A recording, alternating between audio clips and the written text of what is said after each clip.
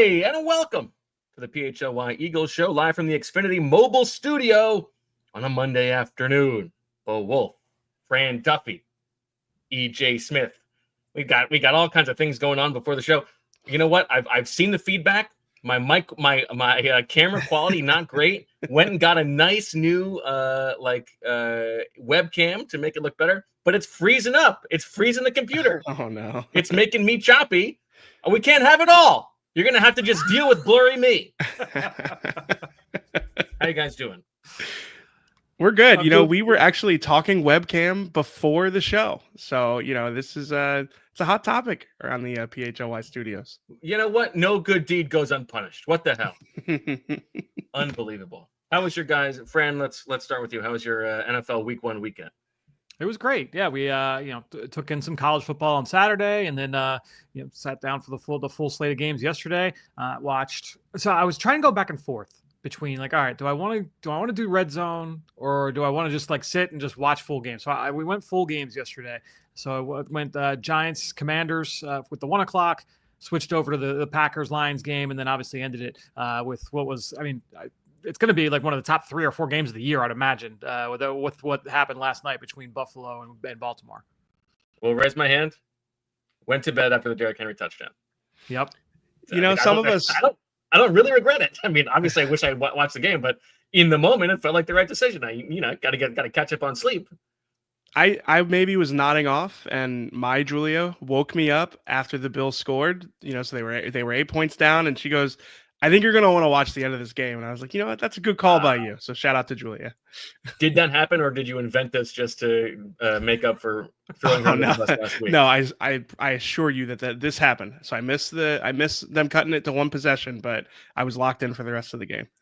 What were your big takeaways yesterday, EJ? About that game or just in general? Yeah, throw it around. We got lots to get to. We're gonna revisit our spread your wins and fly draft. See if there are any draft picks you would like to take back. We're going to get some leftover notes from Fran, but just, top down, EJ, what was your number 1 takeaway? Yeah, I think the Packers are legit. I think that was the biggest takeaway that I had. The fact that not only did they beat the Lions convincingly, but they have room to improve because of the fact that you'd expect to see Micah Parsons will take on a bigger role. He only played the 29 snaps. I was reading Albert Breer's piece this morning, and Bert. Yeah, shout out to Bert. And how basically Micah Parsons has really only gotten acclimated with the Packers nickel package so far. He has not really been gotten up to speed with the rest of the defense. So again, I think that there's Drew Makuba plan. Exactly right. So I think that there's reason to believe that defense can be even better by the end of the season, and they feel sort of like a worthy adversary for the Eagles in a lot of ways. They're a young team, an athletic team. They've got a quarterback that's kind of on the fringes of those elite quarterbacks. They have a good coaching staff. So yeah, no, they had my attention. They had an organizational push to take away the Eagles' best play. That's a good point. Yeah, I didn't think about the rivalry here is it's perfectly fomented. Yeah. So they feel like that foil for the Eagles going into the year for sure. Well, it's a good thing for those of you who have joined up for the Philly sports trip because we're going to be going out there for that big game on a Monday night. That'll be very fun. The first game after the bye for the Eagles. All right, as we get started here, reminder: the Supporters Club. You can join. You can get those custom emojis. Support us. We don't ask very much. Like the video, subscribe, comment. And if you really want to go next level, you can join the Supporters Club. We're doing all these things for you. Maybe we'll have an emergency podcast. Jalen Carter gets suspended later. Who knows? But do a little something for us. That's all. No big deal. You can be doing guys with Fran. All right. Let's take a deep breath. Let's talk some Eagles. Post Za'Darius Smith. We are here now. EJ, any word on a potential suspension for Jalen Carter? Nothing yet. I'm definitely keeping an eye out for any news on that. I mean, obviously there was some national speculation about all of this, but I'd still be surprised if he got suspended at this point. It would obviously break precedent. You've seen the national reporters talk about the push from the league to respect your opponents. And, I even saw reporting from Jonathan Jones of CBS Sports about how the Florida defensive lineman spitting on somebody on Saturday might factor into the decision-making on what they do with Jalen Carter, which seems really strange to me, if I'm being honest. I don't know. It's not like that's completely out of Jalen Carter's control. And you really think like Jalen Carter like invented spitting on a player? I don't know. But nonetheless, I would be surprised to see it. I think that he probably will get a hefty fine, and then this will be put to bed. Here's what I was thinking about. What if Jalen Carter is actually like a really good teammate in all of this? What if we've seen, Vic Fangio is such a good defensive coordinator. There are times where, he calls the perfect play for what the offense is running. It's like he's like plugged into the matrix. It's as if he can see the future. And so my thought is, what if a genie or somebody from the future came to Vic Fangio and was like, hey, Vic, I can't tell you how exactly, but if one of your players spits in Dak Prescott's face, you are guaranteed to win this game. There is no chance you will lose. You are guaranteed to win the game. Vic passes this on to the team. So I'm not saying anybody's got to do it, but if you do it, we will win this game. Jalen Carter, this offseason, we all expect is going to become one of the highest paid non-quarterbacks in football. If you're not going to get suspended, you're just going to get a really, really significant fine, and you're going to guarantee you win the game, I don't know. Maybe he's the right guy to do it. He's the one who can afford it. You're going to get a no sell from me on that one. Yeah. I mean, we can't have Moro Ojimo on a third year, 6th round contract being the one to foot that bill. Why wouldn't Zach Bond do it then? Because you know what? You need the linebackers. They do have more defensive tackles. You're really losing this one now. But Jalen Carter's going to get paid more than Zach Bond. Jalen Hurts should have done it by this. Plus, Zach Bond is a captain. String of logic. Jalen Carter is not a captain, so you can't have a captain. But both leaders in their own way. So I don't know about this one, Bo. I'm just saying that is a possibility. It's not likely, but it's a possibility. You've had better theories. And if that were true, Jalen Carter did the right thing. You've had better theories in your time. I agree. Yeah. Just saying.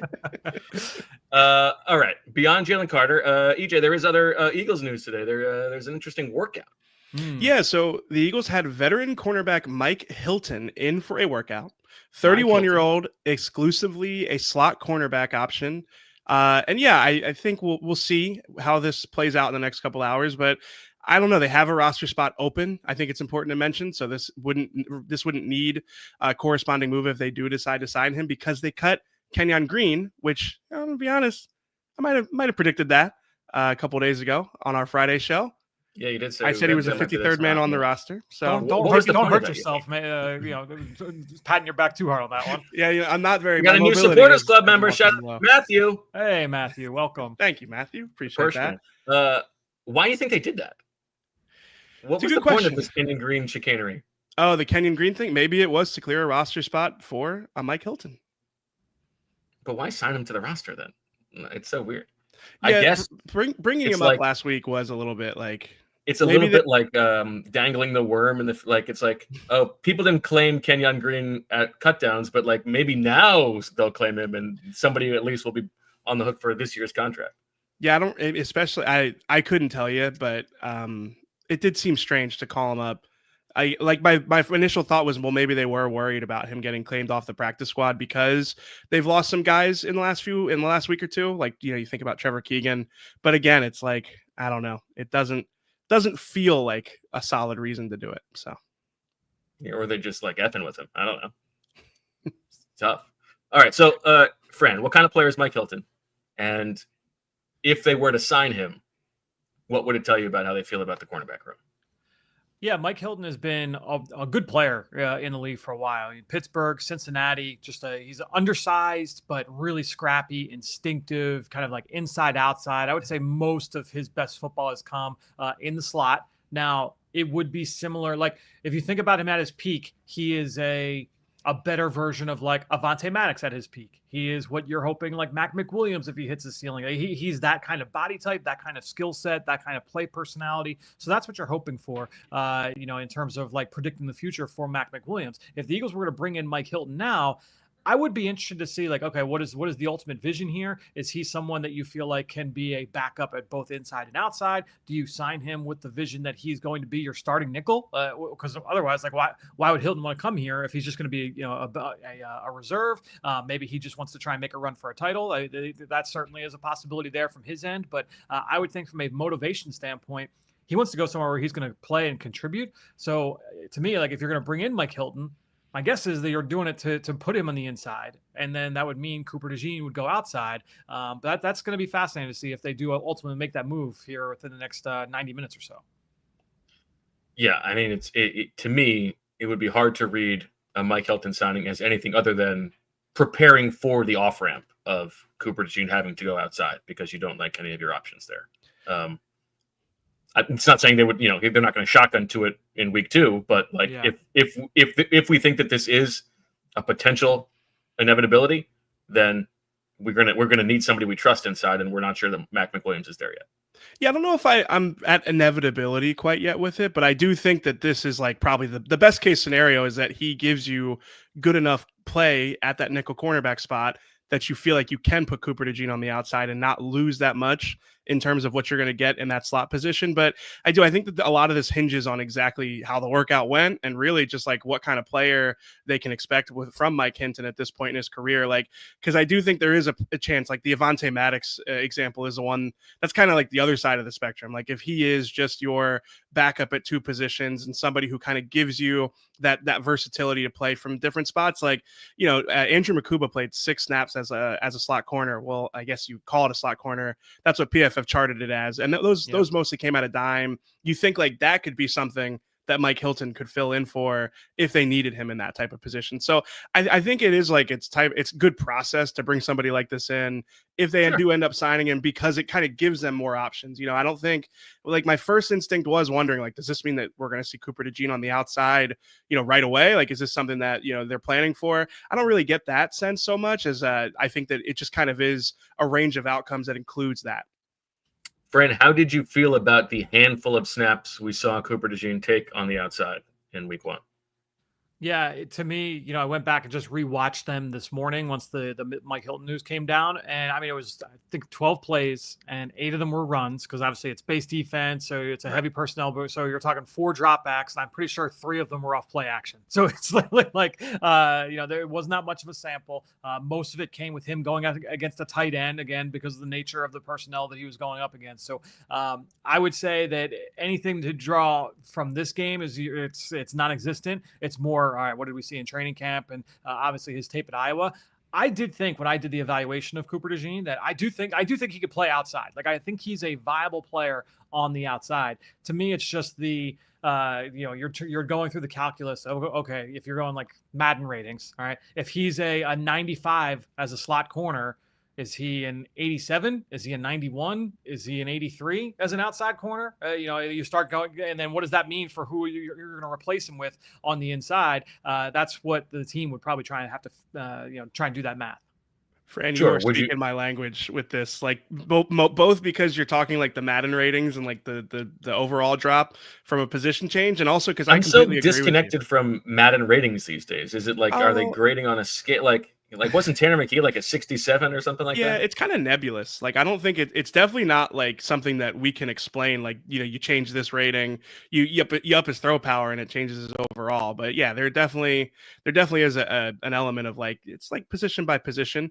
But like for Fran, like, I completely agree. Like, I just wonder if that's really the best use of a skill set, like him being able to do it and him being like a difference maker at a position. Like, those are 2 different conversations. So maybe if you feel like Mike Hilton gives you enough of that from the slot, it is worth it just to make your secondary, we talk about it being a weak link system, right, to improve the weakest link of the spot in that secondary now. But to me, I don't know. I feel like what makes Cooper DeJean great is the fact that he can give you so much physicality and versatility from that nickel spot. But the question is not what is best for Cooper DeJean, as Big Fangio has said. The question is what is best for the Eagles defense. And if they think that Cooper DeJean can be above average on the outside and Mike Hilton can be average, maybe that is better than having a superstar at one spot and a big negative at the other, if it is, in fact, a weak league system, as you said. I don't know. Yeah. I don't know what the right answer is. Yeah, I don't think any of us do. I think it is one of those things. And again, I think that's why it's important not to look at this Mike Hilton potential signing as like, oh, well, that means Cooper DeJean's an outside corner, because I don't know if we're there yet. I think that I still kind of want to see what it looks like, even with Jacorian Bennett. I just want to see what it looks like. Well, that's the other thing. Is there? I would be shocked if they went right to Cooper DeJean without giving Jacorian Bennett a chance first. Yeah, I think too the other thing from a Mike Hilton standpoint, he spent the summer or a good chunk of the summer in Miami, which like a very unproven secondary, like in need of bodies. Didn't make that team. So, that's a little bit of a red flag as well in terms of like what he could be right now at this stage of his career. Right. We are probably making too much of a normal occurrence, which is working out some veterans on a Monday when you play a game on a Thursday. But yeah, it's worth talking about. Anything else like newsy that you wanted to get into, EJ? Yeah, there were a couple. Like I said, that Sunday morning when some news trickles out from some of the national reporters. Did you guys see that Jay Glazer reported the Eagles offered 2 firsts, a 3rd rounder, and a 5th rounder, amongst other things? Among other things. For Micah Parsons. What did you make of that? I mean, it's not all that surprising that the Eagles are involved in this. I mean, that is literally Howie Roseman's MO. But the amongst other things is doing a lot of work there, because I do wonder what, because it's things too. It's what if you had to guess, and you get $500,000 if you get it correct, what would your guess be? Jordan Davis. Like 2 years left on his deal. Probably my guess too, given the defensive tackle. Yeah. I don't know because to me it's like you needed both the star power at edge, but you also needed to improve your depth, hence the Za'Darius Smith signing.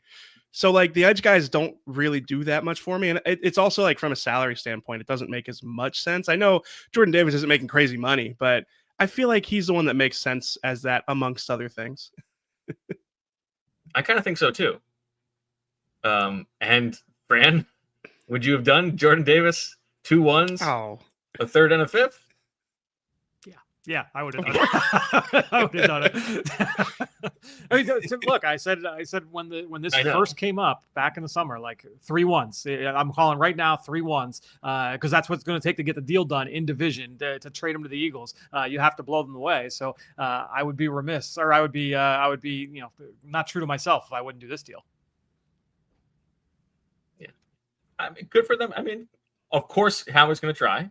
Yeah, as he should, and good for him. Like, I don't think there's anything wrong with that. Did you see? Go ahead. No, you got it. You go first. No, all right. Did you see that Micah Parsons said that Penei Sewell is his new Lane Johnson, his new rival? Yeah, I did. You know what? I am not an Eagles fan, but it really does bother me when, like, I think Jason Garrett on the broadcast last night is just referring to, Micah Parsons said this to Penei Sewell, the best right tackle in the league. Hold on a second. He is not the best right tackle in the league. I know he was all pro last year wrongly, and Lane missed some time. But like, he is not the best right tackle in the league. He is the 2nd best right tackle in the league. Honestly, the Parsons trade might be great news for Lane Johnson, because like Micah lined up against Lane has really not been a game-wrecking force because of the fact that Lane is so good. I like this. And now that Penei Sewell is going to have to play against Micah twice a year, maybe that takes a little bit of shine off it, because I remember when Penei got that all-pro nod over Lane last year, it was me and Dave Zangaro in the locker room. We were talking about this, and it's like, that's not good news for Lane. Like, the fact that the younger guy already overtook him in the all-pro voting means that it's going to be hard for him to overtake him again. But I feel like Lane might get the leg up on him because the Micah Parsons of it all might take some shine off of Penei Sewell's all-pro case here. It really does trigger me. Like, what are you talking about? He's not. So that was the 2nd time during the NBC broadcast that I was triggered yesterday. There was that one, and then the first time Buffalo ran the tush push. It was, you know what it was like? It was like the meme of like the couple sitting at the baseball stadium where the guy in the sunglasses is whispering in the girl's ear. That was me with Meg last night. Like, Francis is asleep next to her, so I couldn't get too loud. But I'm like, the hypocrisy of the Bills doing this, and they're like, no, you don't understand. She's like, yeah, okay, like I get it. I'm like, no, you don't get it. Like, why this is so offensive to me right now. But yeah, that was the other thing that set me off. All right, the super chat we're going to get to is from Pat Fennis, which either an unfortunate name or a clever spoonerism. Za'Darius, and now this, referring to the Mike Hilton workout, is starting to feel a little too 2023-ish, patching holes with tired veterans. What do you make of that, Fran? No, I mean that's what you're doing. It's not like, if you can't make How else are you going to patch holes right now? Yeah, right, exactly. There's not I'm trying to think of who you tried to trade for Micah Parsons. You couldn't trade for Micah Parsons. Right? I'm sure they made calls for, Trey Hendrickson, and like you have those kinds of calls, you have those kinds of discussions, but it takes two to tango. And so if you can't make a trade, then you got to go with what's on the market. And those are the players that are on the market. I think there's a difference between patching holes with veterans in April and doing it when you get to the season when there are no other better short-term options, right? Like, it would bother me if, they signed Mike Hilton to be the starting nickel in the spring or something like that. But now when you're reassessing, like you do what you can with what's available. I think that's totally fine. Yeah. And, also different than like trading for Kevin Byard, like giving up equity. Yeah. Well, right. And they signed Linval Joseph and Ndamukong Suh the year they made it to the Super Bowl in 2022. So we usually see this from Howie Roseman. Now, it is fair and true to point out that like his best years, he doesn't have to do these types of things, and those are the years where they have been able to really maximize their potential, is when he does hit on most of those free agency signings, when like the Azeez Ojularis of the world hit for them. But again, they really have done this each of the last few seasons. It's not just the 2023 season as an example. All right. Time for us to take our first commercial break. On the other side, we're going to talk about some film leftovers with the Duff Man on the PHLY Eagle Show, presented by Bet365 and Ashley.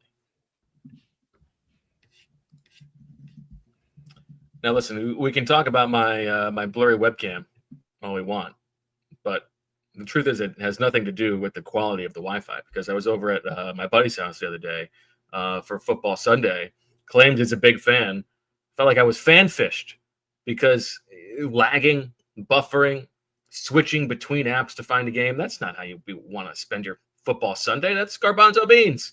And if you call yourself a football fan, you have got to have Xfinity. It is the ultimate sports destination. You can find the best games and your favorite teams all in one place, and the way you watch is next level. It's the perfect fan flex. You get all the action right in your living room, plus Xfinity's best picture and sound with enhanced 4K, so clear it feels like you are in the stadium. You can even get 4 games at once, because why not? On top of that, you get real-time notifications and stats right on your TV. It's the best seat in the house every time. So next game day, make sure that big fan isn't a big fail. Learn more at Xfinity.com. Xfinity, imagine that. Restrictions apply. Multi-view requires Xfinity 4K capable TV box. Next, we have to tell you about the good people at Ford and their all-new Explorer. That's right, it's America's all-time best-selling SUV, a legacy of family trust and performance with 3-row seating for up to 7 passengers. It comes with your choice of 3 different powertrain options and is available with rear-wheel drive or intelligent 4-wheel drive.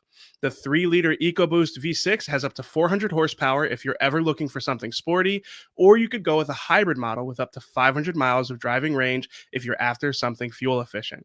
It also comes with Ford's terrain management system, perfect whether you're driving home in the snow, trekking across the sand, or even towing a trailer. You'll also be getting an advanced suite of driver assist features with Ford Copilot 360 and a large digital instrument cluster for that high-tech feel. Available with captain's chairs and plenty of storage space with the seats folded down, the new Explorer is truly a do-it-all SUV built for families but ready for adventure. And then let's talk about hats, because whether you are looking for snapbacks, truckers, fitteds, beanies, or tees, Branded Bills has you covered with performance and style. If you're looking for some gear to make your brand stand apart from the crowd, Branded Bills has you covered with the best custom headwear. Start your order, and their dedicated team will help you craft exactly the custom apparel that you need. They have a partnership with Penn State as well. So as you're watching Fran and Tyler talk about the Nittany Lions, go get yourself a Branded Bills hat as part of their campus collection. Head over to brandedbills.com and use code BBPHLY for 15% off your first order. All right, Fran, we talked about your initial takes from the tape and a quick turnaround from a late night, lightning delayed primetime game to the Friday afternoon show. You've had a chance to let some stuff settle in. You watched a little bit more of the offense than you had a chance to. What are the things that you would like us to discuss? Yeah, there's a few things that just like honestly that so these are like cutting room floor because we did cover a lot, thankfully, on Friday. I think we covered a lot of ground, but yeah, just sort of random little tidbits here and there. First two plays of the game defensively, Cooper DeJean made two really good plays, just kind of playing through contact, and that's just one of those things I think just makes him so good on the nickel is that he's going to do that, whereas most nickel corners are not able to be able to play through traffic and find the ball. He stacked and shed, and found the ball carrier on one of those plays. So I think that that's an area that you just kind of. It's one of the things that makes him good in that area is his ability to play through contact, his overall play strength. Sorry, AJ, I thought you had something to say. I apologize. Cooper DeJean's good. He's really good. Cooper DeJean's a good player. Yeah. And good, and again, good in that role. Another one. I think we might have hit on this a little bit, but a little bit of a disappointing debut. I use quotes with debut, but for Moro Ojomo, in that role as a starting defensive lineman in place for Milton Williams, I don't think that he had a couple of nice flashes against the run. We didn't hear much of them against the quarterback in terms of getting after Dak Prescott, but I think the big thing just. He gets knocked back off the ball on first contact a little bit more than I would have liked to see. Just has to get better, overall playing with his hands. So that's certainly something I'd like to see him get a little bit better at as we get into week 2 against Kansas City. Defend your boy. I'm sorry. No, that's not his strength. That's not his strength.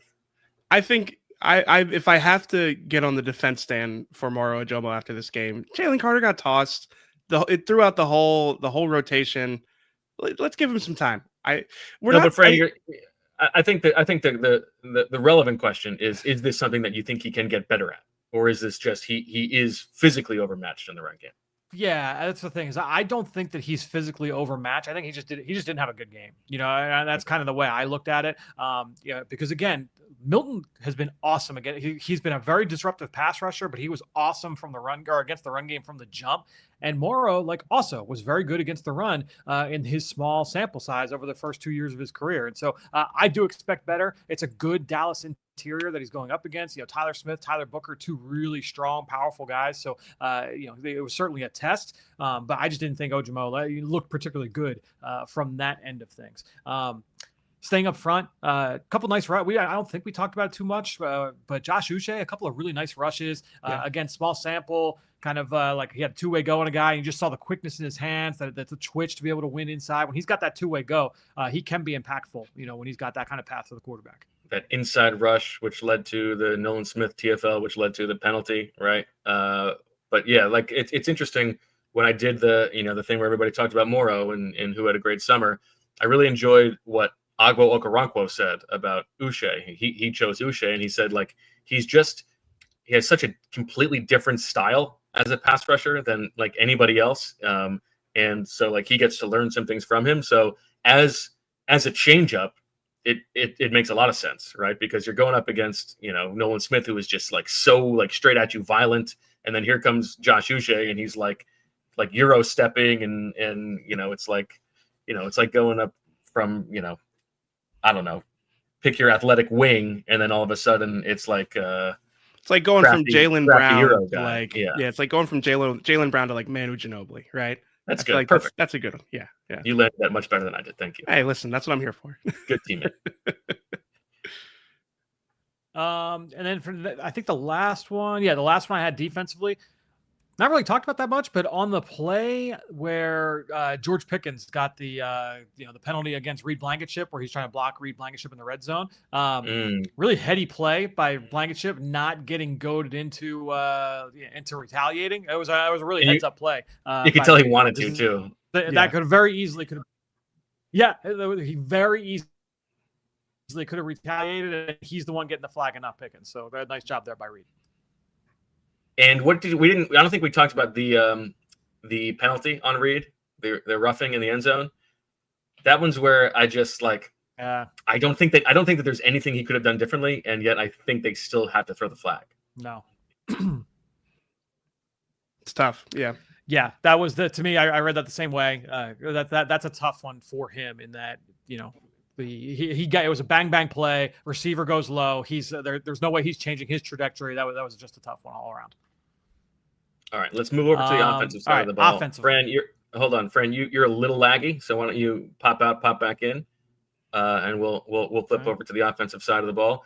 And Julia, if you flash up the Jalen Hurts heat map here of like where here we go, the passing chart. Now, EJ, this is one that is being like weaponized against Jalen Hurts, which I'm sure you have seen. Like, oh, yes, Jalen Hurts is just dinking and dunking, and it's true. He didn't attempt a single pass between like 11 yards and 40 yards in this game. But for all the reasons we talked about, this is one where, like, if this was like what every game was like, I could see you buying into it. But if you're pointing to this, it's very clear that you didn't watch the game. Yes, yes. Thank you. Because I need to get this off my chest. Okay. I may have complained about this to a handsome podcast host that also lives in this area. Some of these people who like sit on social media and pontificate about quarterback play, they do one of two things here. They either don't watch the games and then they pull up like a next gen stats passing chart. And I have seen those from Jalen Hurts where they are ugly and they are indicative of a bigger problem. But if you watched the game, you cannot tell me that like Jalen Hurts did not have a good game. We can have a nuanced conversation about like some of the pressure, like how they handled pressure looks, how the offense looked, the AJ Brown of it all. But like if you're watching the Eagles offense and you didn't think that Jalen Hurts was the reason that they won the game, then I don't have anything for you. Like you probably didn't watch the game. And then on the flip side of this, and listen, I am like bullish on Justin Herbert. He is exactly my type of quarterback. But like the people who like pick his best game of his career basically and are just like, if you've watched the games then you would know that he's this good. It's like, come on, guys. It's intellectually dishonest. Well, there was also a thing where like, oh, look at this throw he attempted. Like, oh, what a ballsy throw to attempt, and he has the arm strength for this, and it's not completed. It's like, okay. I mean, he did have a 5-yard check down he could have taken. I'm not like, I'm all about take your shots. Sure. And I want the Eagles to take more shots. But yeah, this like esoteric gatekeeping of quarterback play has to stop. We need to also, it is also like there is something that we have talked about. We had the discussion last week or the week before about Jalen Hurts like embracing like the history of being a black quarterback, right? Yeah. And the way that means you play sometimes, and the disconnect with people thinking that means that you are not intelligent. But there is a real issue in the way that like quarterback conversation happens nationally, that for some reason like Lamar Jackson, it's just cool if Lamar does it, but right. For everybody else, and especially for Jalen Hurts, the positive effect you bring in the run game, not just as a scrambler, is just wiped away. Like that doesn't count as being a quarterback. When of course it counts. It's a huge part of what makes the offense work. Yeah, it is strange that we've gotten to a place now where like we don't talk about Jalen Hurts as a runner very often. Like you hear it with Lamar and you hear it even with Josh Allen. Now Josh Allen is more extending plays, and maybe it is the nature of like those guys do it like superheroes. They look like Avengers, like the way that they're running around, jumping over people. And Jalen is not like a fun runner. He like is a workman-like it's kind player, of a boring runner. Yeah. But it's still productive, and it is still a major part. Again, when you watch that Eagles-Cowboys game back, when you watch the Eagles offense, like I said this is like an individual brilliance performance from Jalen Hurts. It is like within the structure of things, we are not getting what we want to get. I am going to go get it for us. And like, that is, I think it was like a perfect illustration of how he does affect winning. And like, if you're gonna like pull up the passing chart and go look at all these underneath. And also, by the way, they only had 7 possessions. Like, it wasn't the hugest volume of dropbacks to begin with. Like, there are times where you can make that argument against Jalen Hurts, especially at times where there's been dry spells for the offense. You can make that argument that like he does not access all parts of the field and he can sometimes be apprehensive and doesn't throw with timing and anticipation. If you watch that game, I don't know how you can draw that conclusion. Yeah. It's bad faith. It's either totally bad faith or it's just you don't know ball. You literally didn't watch the game. Yeah. All right, friend, we filibustered well. We are back over to you. No, but honestly, it was one of the points that I wanted to bring up was this topic. So I'm glad that you guys were talking about it when I came back because, yeah, like even just going back through again and just watching, it was just good decision after good decision after good decision from Jalen Hurts, and in talking with a lot of people, since then, like just over the weekend, like, oh, you've been through the tape, what'd you think? A lot of people felt the same way, and you could have questions, concerns. I mean, he threw one pass that traveled more than 11 yards downfield. Like you're gonna have questions, but the thing is that there was not once where I wrote down like, oh man, like he had this deep inbreaker and he didn't throw it, or he had AJ Brown on the slant, or he had Devontae Smith on this hitch route. It's right there. Why didn't he pull the trigger? No, there weren't those kinds of plays. And so, weird one game from a like where the passes were, went kind of standpoint. But I think it's a small sample. I'm excited to see what the offensive infrastructure looks like here as we start to get through the rest of the schedule. Yeah, I think we would all expect the offense to look a little different in this game coming up against the Chiefs. Like we expect probably some more varied route concepts. But what were your other takeaways from the offensive side of the ball, Fran? I really liked I think it was the fourth play of the game, the little flip play to Saquon Barkley from under center. And just, we talked about the under center usage in the first couple of drives from the Eagles and how that was something that, talk about like a different layer to the offensive game plan, using the under center looks. That is certainly something that comes to mind. Now, we didn't really see it after the second drive, and it starts to get into like, all right, now I'm wondering right away, all right, if you're splitting up the pie in terms of which coaches are responsible for which parts of the game plan, who's doing the opening script, because they're putting the under center stuff in, whereas that's not really necessarily a part of it when you get into the red zone or different areas of the game plan. So I thought that was interesting, and I'm hoping that we continue to see more of it. They did have a lot of success from under center, in this game with another small sample. So I did like that little flip play, and it was a nice counter off of a play that they do run when they have been under center in the past. So that was nice. I also really liked the, and I know you're going to talk about something on this play, but the Shipley swing pass. Yeah, that was a nice little story they told, because the snap prior, it's the exact same formation, the exact same motion. Devontae coming across, they do something different, and then okay, here comes the pass to Shipley. It was a good little building on what had happened. I thought that was well put together. Yeah, and the blocking from Jahan Dotson on that play was outstanding. He ended up getting two guys. You had Devontae Smith blocking out in front on that one as well. But Jahan Dotson, there was a couple drives before he caught the 51-yard pass, the only pass that traveled 11 yards from Jalen Hurts in this game. But I thought that was really good stuff from Jahan Dotson on that play. We don't know anything about Shipley's ribs, right, EJ? Not yet. We do have a roster move that I can share with you guys. Broken? Just broken? Yeah, the Eagles have it's not what you think. The Eagles signed Patrick Johnson to the active roster, signed Montrell Johnson and Holland Pierce to the practice squad, and released Elijah Cooks from the practice squad to clear a spot. So no space for Mike Hilton all of a sudden, which is interesting. Want to bet $100 that Elijah Cooks is back on the practice squad next week? No, I wouldn't bet that. I would not bet the opposite of that. I am with you. I think we see things the same way with that. They love doing this. They love doing this move. It's just like, this is why Roger wants to ban the tush pushes, because the Eagles have in effect like a 19-man practice squad because they keep doing this dance. What do they do to is it just literally like the allure for like Holland Pierce for like, hey, like you get to work with Stout for 2/3 of the season? Like, is that like the idea? And you get paid. Right. Well, don't they take care of these guys? Like they time it so that they do get paid. That's part of why they do it. I think if you do this, they're gonna all of these guys are going to get paid. So you are in effect paying 18 or 19 practice squad players. It's beautiful work. I think. Beautiful work. It is interesting that they use that open spot for Patrick Johnson. I wonder who if they do sign Mike Hilton still, who would be the you would think third guy now? You would think Agbo or Aziz, right? Now that you have Za'Darius Smith. Yeah. I probably I'm gonna think about it.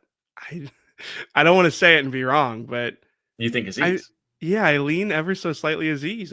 He hasn't shown anything all summer. Again, there was one joint practice, but you know what the joint practice? I don't know if we talked about this, but the joint practice reminded me that the best day Bryce Huff had all summer last year was the joint practice against the Patriots. Yeah, he didn't do a whole lot with the 49ers yesterday.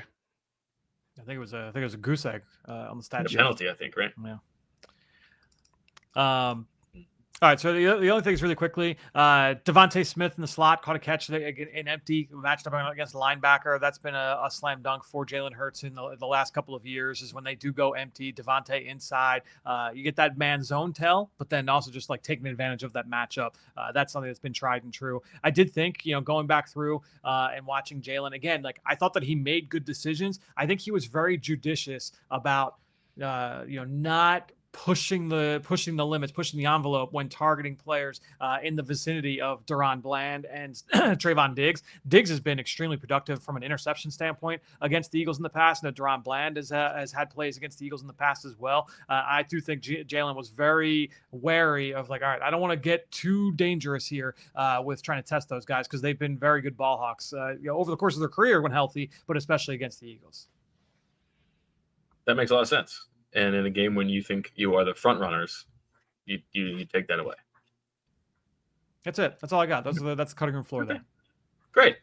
Fantastic. I got one AJ. quick offensive take here. We talked about it, but I'm gonna keep banging the drum on this one. If they are gonna keep doing these heavy personnel sets, go get a dirty work tight end. There has to be somebody out there. Like it just makes too much sense. It's like why hasn't it happened yet? Well, Jackson Hawes last night. I mean, He had a catch I saw after I went to bed down the seam and blocking defensive ends at the point of attack. I mean, what else can you ask from the Georgia Tech rambling wreck? That's so good. I'm so happy for him in his final year. But no, actually, like my feeling on that, EJ, like I don't even think it needs to be a dirty work tight end. I think it should be Fred Johnson. Like it should be Fred Johnson or Matt Pryor. Like that, one of those guys should be lean out there. into it even more. You lean into like the 6-0 line stuff. That's something we've seen teams around the NFL do, and I think that would be advantageous for the Eagles. Yep. All right. On the other side, we are going to take a little look at our spread your wins and fly. We are also going to revisit the turkeys to training camp now that we have the results of who won each position battle in week 1. All of that coming up on the other side on the PHLY Eagles podcast, presented by Bet365 and Ashley. TrueMark Financial Credit Union. It's been back to school season. Everybody knows that. And if you were planning ahead, you would have used your TrueMark Financial Credit Union debit card, where you get money back for all of your school purchases. Preschool, for me, with the kids. Might be pint-sized, but let's be honest, the costs definitely are not. That's why if you planned ahead, you used the TrueMark Financial Credit Union debit card that earns rewards every time you swipe that card and choose credit for your back-to-school purchases, whether it's snacks, school shoes, or that ridiculously cute backpack you know you can't resist. You'll be earning points, and those points can be redeemed for cash, travel, or retail cards, merchandise, and more. If you've already got yourself a TrueMark Financial Credit Union membership, be sure to check out your debit card benefits before you start shopping. And if you're not yet a member, now is the perfect time to join. Just stop by one of TrueMark Financial Credit Union's 24 branches or visit TrueMark.com to open your account today. TrueMark Financial Credit Union is federally insured by the NCUA. We'll now hear from our friends at Bet365, because we know whatever the moment, it's never ordinary at Bet365. They've got 90 million users worldwide, live stream 780,000 events each year. And you've got all those early payout offers, which we'll talk about. They pioneered live in-game betting. They've got the widest range for the live in-game betting across 78 different sports. Football season is here, which means you've got not just college football, but you've got Sundays. You've got the Sunday Night Football, where they have the $365,000 jackpot over at Bet365. Thursday Night Football, you've got the $10 safety net bet. And as I mentioned, you've got those early payout offers, because with the Bet365 early payout offer, you are a winner if your team goes up by 17 points with an instant payout on straight bets and parlay selections marked as winners. All you have to do is download the app and use the code PHLY365 when you sign up. Last NFL season, both money lines were paid out 4 times because of our early payout and the end result in the game. It applies to college football as well. It's not just the NFL. Then we also have breaking news from Bet365, because new customers now get $300 in bonus bets when you bet just $5, win or lose. You sign up, use that code PHLY365, you deposit $10, you place a bet for $5, you get $300 back in bonus bets if your bet wins or loses. Now, bonus bets, they can be used on the spread, they can be used on totals, player props, futures, and more. Whatever the moment, it's never ordinary at Bet365. Must be 21 or older and physically located in PA. If you or someone you know has a gambling problem and wants help, call 1-800-GAMBLER. And then, of course, we're going to talk about our friends at Game Time, because the Game Time app gives you the advantage where it belongs, with the fans. It's the hack for unlocking amazing tickets and experiences in just a few taps. Incredibly easy to use, and the Game Time guarantee means you can trust you will get 100% authentic tickets on time and at the best price. Plus, fees always included. No surprise fees at the end. Hate that. That's why Game Time is the only ticketing app that I use. I'm thinking about going to a Phillies game later this month, taking my son, and I'm already scrolling the Phillies tickets. I can see the seat views, all that stuff, and yet I kind of know that I'm going to probably just wait till the last minute, because I know that Game Time is the best place to get last minute tickets. You also get the zone deals, you get the seat views, the lowest price guarantee, where Game Time will credit you 110% of the difference if you find the same seats for less anywhere else. And you get the Game Time ticket coverage, where your purchase is covered with the most flexible customer service policy in the ticketing industry. It's just very straightforward. If you're buying tickets to sporting events or comedy or theater or anything like that, Game Time is the only place to use it, to go. It's just the best. Take the guesswork out of buying NFL tickets with Game Time. Download the Game Time app, create an account, and use code PHLY for $20 off your first purchase. Terms apply. Again, create an account and redeem code PHLY for $20 off. Tap, ticket, go. Download the Game Time app today. All right. You guys want to do turkeys for training camp or spread your wings and fly first? Let's keep it Eagles. Do turkeys to training camp. Okay. Now, I have tallied up the turkeys that we all have, and I need to say up front, this is stacked in EJ's favor, because the first turkeys to training camp occurred at the beginning of training camp, which you were not here for. And Fran, come on, and Fran, that feels like an unnecessary handicapping here. I'm just saying, and Fran is the deck is stacked against Fran because he was absent for the final turkeys to training camp when we had the most information. So what I have done is I was there for all three, so my totals are divided by 3. You two were both there for only 2. Your totals are divided by 2. So we have our averages. But just so everybody knows, information-wise, it's stacked EJ, Bo, Fran. So let me guess. EJ wins. I'm not telling you. We're going to go through it position by position. Let's start with the offense first, where the quarterback 3. Who's going to be quarterback 3 on week 1?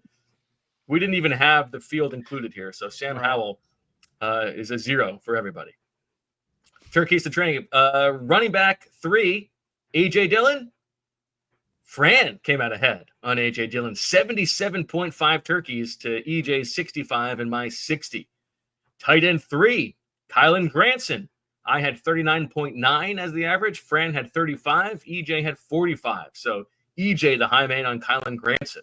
Which is weird because I was the high man on Kylen Granson all offseason long. It's true, but you missed the end. So yeah, you might have been able to bump that up a little bit.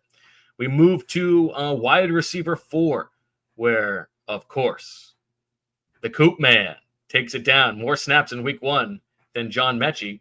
Darius Cooper, I believe I was the high man. I mean, I've been getting high on Darius Cooper all summer. So hopefully that is how that played out.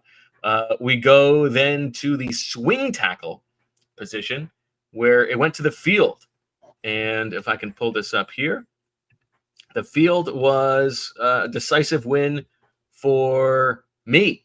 33 for me, 20 for Fran, 25 for EJ. Actually, EJ, you had the most points on Darius Cooper because you were late to the game. You had 35, I had 33. There we go. And Fran had 25. And then we also have right guard, where Tyler Steen obviously held it down. I had 95. You also had 95, EJ. Fran, you were down at 87.5. If that's you go where you then get hurt by not. That's where you got hurt. Yeah, absolutely. You go then to the defensive side of the ball, And we start with defensive tackle 4. Bit of an upset here. None of us were heavy on Byron Young as defensive tackle 4. I had 5 turkeys. Fran had 1, and EJ had 2.5. You then go to the edge. Josh Uche, and this is where EJ makes a huge edge. 57.5 for EJ to 47.5 for Fran, 30.7 for me. I was down on Uche, and EJ gets a huge advantage there. Jahad Campbell, I get a little extra, 81 to Fran's 72 and EJ's 77.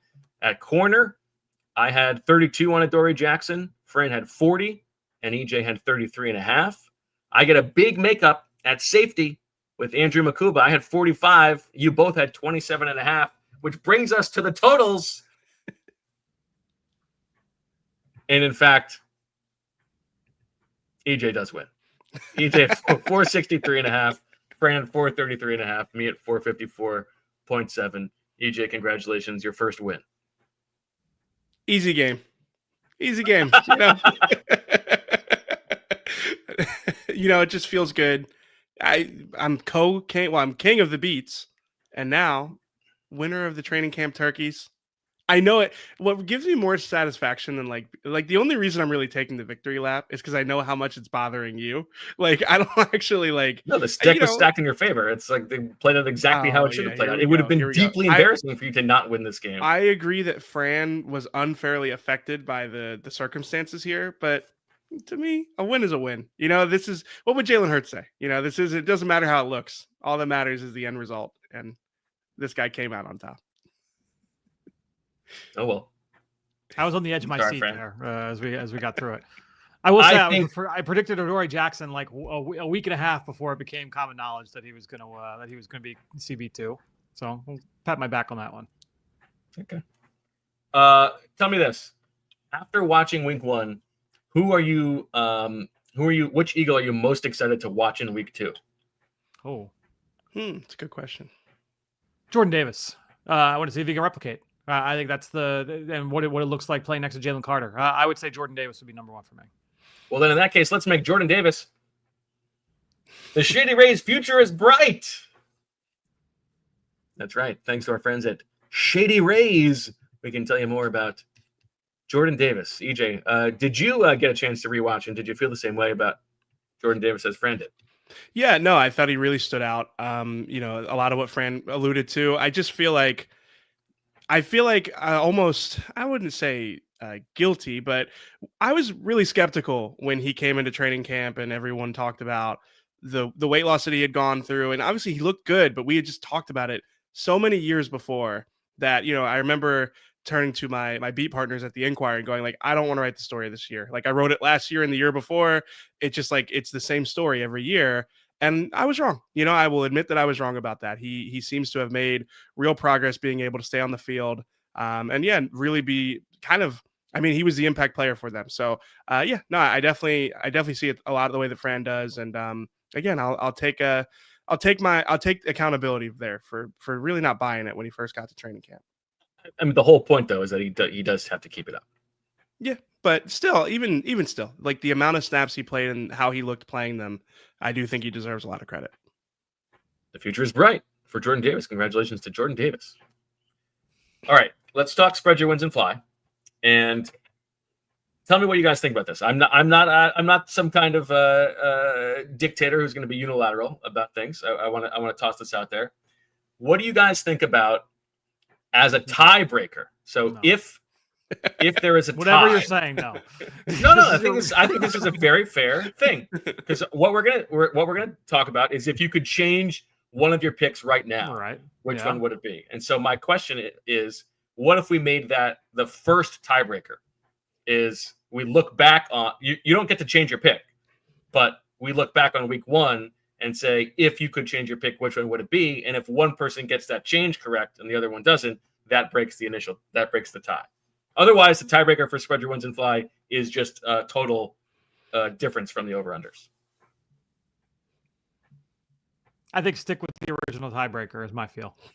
Yeah, I'm trying to give some stakes to the episode. No, I don't trust you. I feel like you got something up your sleeve here. Yeah, the Oh stakes yeah, of the because you're trying to episode get are- out of the Cowboys one. That's what this is. Yeah, Fran. He's trying to get out of the Cowboys over. I actually don't state- think that would be the one that I would change. I haven't even looked I at haven't given it. it I any don't believe thought. you. I haven't even thought about it since. I thought this would be a fun conceit. No, yeah, you're right, Fran, because he's been spending all day thinking about this. I'm and then adding he drops stakes. it on us. Yeah, it's No, weird I that he haven't- didn't out of text us about nowhere. it, right? Yeah, it didn't give us a Yeah, heads this up is or insane. anything. I'm trying to be nuts here. No, This is simple. I feel like Jalen Carter, no good deed goes unpunished. I'm doing this for my teammates. All of a sudden, everyone thinks I'm the villain. no, this was a trap. We Yeah. Nice try. Nice try. Fine. I actually think that the tiebreaker should be like because you said it was the most. What was it? It was the most games separated from the listed over unders. But I actually think it might have been in years past been like the overs the most, but I don't remember. Yeah, like Because but that's not fair because then it incentivizes you to draft overs. No, I like the idea of like you should get rewarded for if the team was 4.5 and you said I take the over and they went 5 over, they're like 5 over that, then that should be. I don't believe a thing that you're saying right now. You don't believe the thing I'm saying, or Yeah. you don't follow? No, you are trying to do your own chicanery now. No, I said that last offseason when we reviewed last year's. I said Right, that's what I'm saying. It's the total difference between. I think that's right. I think that's the I think that's the best tiebreaker. Yeah. So the net difference from. Yes, I think that's fair.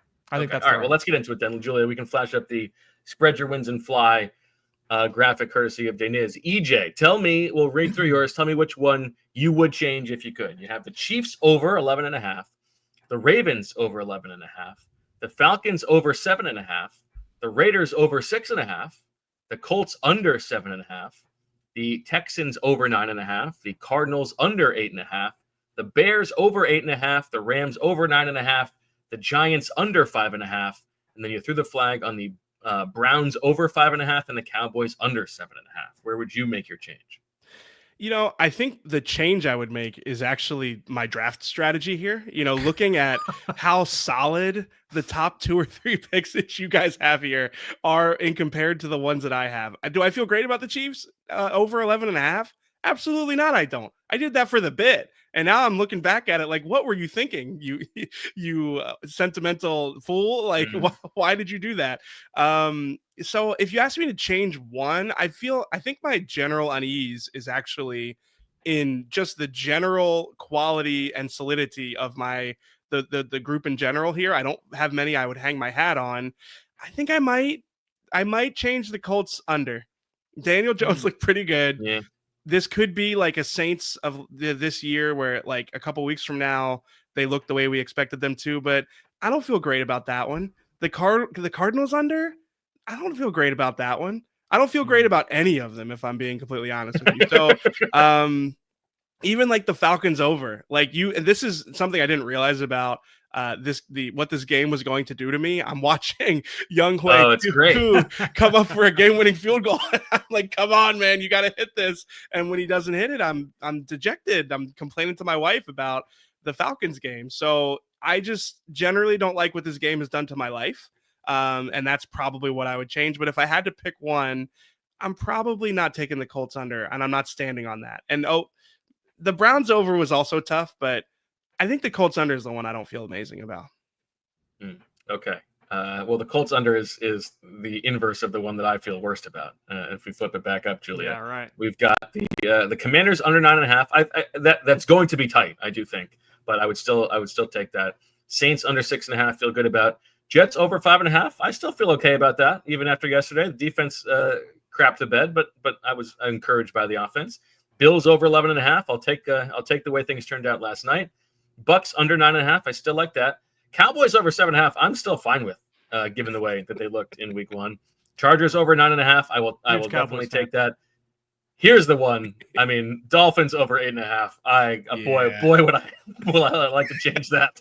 I feel just like that's a disaster. They might win 2 games this year. The Patriots under 7.5. Feel good about that. Panthers over 6.5. I don't feel good about. That was a pretty dispiriting performance. I think if you're a Panthers fan, like Bryce Young just looked bad again. Broncos under 9.5. I feel good about, and Bears under 8.5. I'll tell you how I feel tomorrow. Fran, Packers over 9.5. Go ahead. Well, I'll read them I and was then gonna you say, tell me. I nearly texted you like 7 different times yesterday about Miami, so I figured I'd just save it for the show today. Why don't you read them down and tell us how you feel as you go through? Sure. Green Bay over 9.5. Feel great about that one. Pittsburgh under 8.5. I think that can go either way. I think that's going to be a tough one. Minnesota over 8.5. We'll find out more tonight. Cleveland under 5.5. That could get a little could get a little tight, but they were able to come through for me yesterday. The one that I would say, if of my picks, that I'm like, oh no, this would be one. It would be like 1A, 1B. Denver over 9.5, and then 1B. I would say is Tennessee over 5.5. Didn't look great yesterday. Those two teams played each other, so I do think that the Denver over and the Tennessee over are a little worrisome for me. Cincinnati over 10.5. Detroit under 10.5. I feel pretty good about. Obviously it was, they went up against a good team in Green Bay, but some of the issues, some of the concerns I had about that offense in general, I think did show up. San Francisco over 10.5. If they could just like not get hurt every 2 seconds, it feels like you're hearing about a different 49er getting hurt. It's not every other possession yesterday. Jacksonville over 7.5. I would say though, of all the picks on my column that I'm like, oh man, I worry about, maybe taking the flag that I threw on EJ for the Baltimore over and just saving that for your Miami over. I think that's because I felt so strongly about a Miami under 8.5. Had I known that was the direction you would have gone, I would have saved it for the Miami. But if you felt so strongly, why didn't you draft it? It was on my list. It was there. Okay. I just, it was that is volatile, but you just felt the fact that you had to quadruple down on Miami and Tyreek Hill for the fourth time this offseason. I just felt it. Cowboys and Tyreek Hill. That's Bo's corner here. That's the shit you guys see. Let's beat me up in overtime.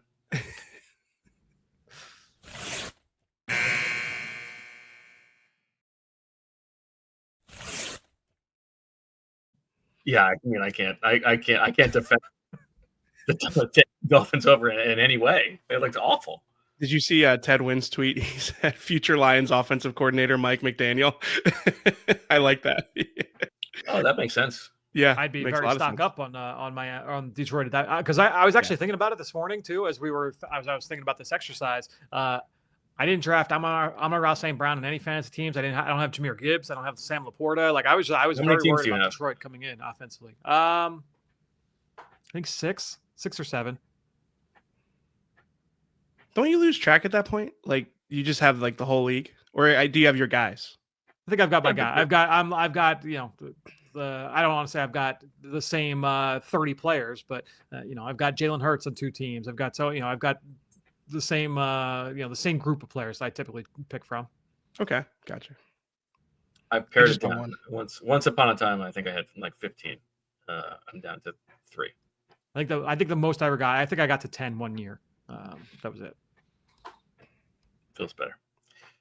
All right, EJ, what else is going on in your life? Not much. I was going to share this earlier when I was watching. Like Fran is saying how he's explaining to Meg like actual like things in his life. I'm like explaining to Julia like how like tackle trap works. And like I don't even have like a great handle on these things. Like I can't draw it up like Fran can, but I got this like Apple Pencil and I'm on my iPad like drawing this, and the whole time I'm thinking like my wife doesn't care about this, but like she pretends to care, so it works out well. But again, like the tackle trap explanation of it all is it was definitely the highlight of my night last night. Saw friend of the show Jesse from Birch Run Hill Farms at the farmers market yesterday, and he absolutely loved that you did the right thing by growing tomatoes, and you were too scared to actually eat them. He thought that was the funniest thing. I've eaten the tomatoes, and everything's fine. Like I've had some of the long hots. I can acknowledge that I was being ridiculous. I think the listeners should know that's not the last time I'm going to be ridiculous on this show. Like, let's be real. Yeah, we'll take it. So tomatoes are good though. Tomatoes are really good. Okay. All right. What do you guys think about the game tonight before we get going? Chicago is interesting, man. Like I just feel like I think this is a very interesting. I don't know how to feel about them. If you told me that they won 10 games this year, I would believe it. If you told me that they won 5 or 6, I'd believe that too. I think they are one of the more volatile teams to predict going into this year. So for that reason, I'm very excited to watch them tonight. Whereas I feel really good about Minnesota. We talked about this when we did the Spread Your Wins and Fly. Like I just feel like we are underrating that team. We're underrating that coaching staff. So I am high on Minnesota coming into the year.